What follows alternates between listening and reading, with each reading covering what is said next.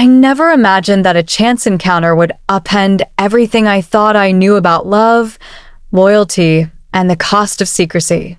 It was a crisp autumn evening in suburban New Jersey when I first felt the magnetic pull of Professor Antonio. His eyes, wise yet haunted, seemed to speak directly to the hidden corners of my soul. I was Kim, a free-spirited 35-year-old with a hunger for life beyond the conventional, and here was a man who had once taught me the subtleties of literature and life, now retired, yet burning with untold passions. Before I dive deeper into the tale, I want to express my heartfelt thanks to every subscriber and a big thank you to all the generous gifters supporting this channel. Please share your thoughts in the comments below. Your engagement means the world to me. In the quiet corridors of academia, where rigid expectations ruled, Professor Antonio had always been a figure of authority and dignity. But beneath that scholarly veneer lay a man burdened by past regrets and yearning for a second chance at passion. His world was carefully ordered, until he met me, a former student whose eyes sparkled with rebellion and hope. I wasn't just revisiting old memories, I was rewriting the rules of my existence.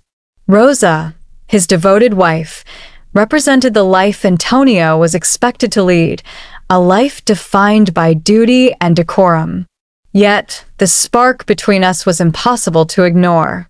And then there was Chris, my close friend and confidant, who once warned me of the perils of defying convention. Even so, the allure of this secret romance proved too powerful to resist. That night, as our paths crossed unexpectedly in a quiet corner of a local bookstore, I sensed that my carefully controlled world was about to be shattered by an intensity that defied reason. With every shared smile and hushed word, the boundaries between right and wrong blurred, setting us on a collision course with destiny and the painful consequences of betrayal. The days following that fateful night felt like a mix of déjà vu and electrifying anticipation. Every morning, as I walked to my small apartment in New Jersey, memories of our classroom days with Professor Antonio resurfaced like distant echoes. I remembered him standing at the blackboard, his voice resonating with passion about literature and life. It was then I realized that our connection was more than a mere attraction. It was a spark that had been smoldering long before our secret encounter. I began to notice little signs that pointed to a fate I couldn't ignore. At a local cafe, I would catch his familiar silhouette reading a worn book of Shakespeare. On another occasion, while attending a lecture at the community center, I saw him quietly observing the room, his eyes scanning for something, or perhaps someone. One afternoon, when we unexpectedly bumped into each other in the park, his warm smile and soft greeting sent my heart racing. "Kim, it's been too long," he whispered, his tone both familiar and mysterious. I replied, "I always thought our lessons were meant to continue, even beyond the classroom." That subtle exchange ignited a rush of emotions in both of us. Academia had always demanded a strict decorum, a world where every step was calculated and every word measured. Yet in those stolen moments, the rigid expectations began to crumble. I recalled our shared laughter and whispered confidences, the way his eyes would hold stories of unfulfilled dreams and silent regrets. It wasn't just about reliving the past. It was about breaking free from the chains of convention and embracing a future filled with uncertainty and desire. Each secret meeting became a refuge from the pressures of our everyday lives. I found myself longing not only for the intellectual stimulation he once provided, but for the chance to feel truly alive, if only for a few forbidden hours. Amid the soft rustle of leaves and the distant hum of suburban life, every conversation with Antonio hinted at a deeper truth, that passion can be found in the quiet moments, even in the whispers of the past. Our secret meetings grew bolder, and soon the subtle flirtations gave way to overt passion. I found myself unable to resist the pull of Professor Antonio any longer.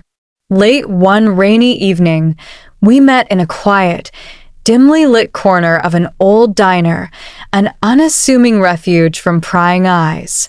The rain pattered against the windows as he reached across the table and whispered, "Kim, every moment away from you feels like a lifetime." I could feel my heart pounding as I replied, "Antonio, I can't pretend anymore. I need you, every part of you." The conversation wasn't merely about emotions. It was the raw confession of a deep-seated longing. As the hours melted away, our dialogue became a tapestry of unguarded secrets and tender admissions. "I never knew I could feel this alive," he murmured, his eyes filled with both regret and desire. I admitted, "I've always felt trapped by the expectations of my life, until you showed me a different kind of freedom." We began to meet in secluded places, an abandoned boathouse on the outskirts of town, a forgotten corner of an old library, even a quiet spot in a nearby park where the city's noise faded into whispers. In these stolen moments, we weren't just teacher and former student. We were two souls daring to defy convention. Our physical connections soon paralleled our emotional closeness. One humid summer night, as we lay together in the soft glow of dawn filtering through lacy curtains, Antonio said, "I've spent years burying my regrets, but you've awakened something I thought was lost." I felt his confession resonate within me, realizing that our affair was as much about healing old wounds as it was about igniting new flames. Yet, amidst the passion, the weight of secrecy pressed upon us. Each stolen hour was punctuated by the fear of discovery, a constant reminder that our union was a rebellion against everything society expected us to be. Still, in those moments, the exhilaration of our forbidden love eclipsed the looming threat of heartbreak. As our clandestine meetings continued, the fragile tapestry of lies and secrets began to unravel. I started noticing subtle changes, furtive glances, hushed phone calls, and inexplicable absences that hinted at hidden layers beyond our forbidden romance. One brisk autumn afternoon, while sitting at my favorite cafe, I overheard a conversation that made my blood run cold. Two strangers, speaking in low voices, mentioned Rosa and a scandal that would rock the academic community. My heart sank as I realized the extent of the deception that had woven our lives together. That evening, I confronted Antonio in his study, the air thick with tension and regret. "Antonio, what are you not telling me?" I demanded, my voice trembling with both anger and sorrow. He looked away, unable to meet my eyes, and murmured, "There are truths I've hidden for too long. Secrets that I thought would protect us." His confession was a bitter pill. Rosa had discovered evidence of our affair and had been quietly planning her next move.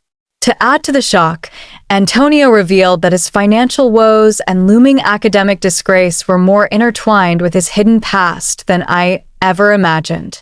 Our private sanctuary had turned into a labyrinth of lies, where every whispered promise was now tainted by betrayal. Chris, my ever-loyal friend, warned me that the walls were closing in, urging me to reconsider our dangerous liaison.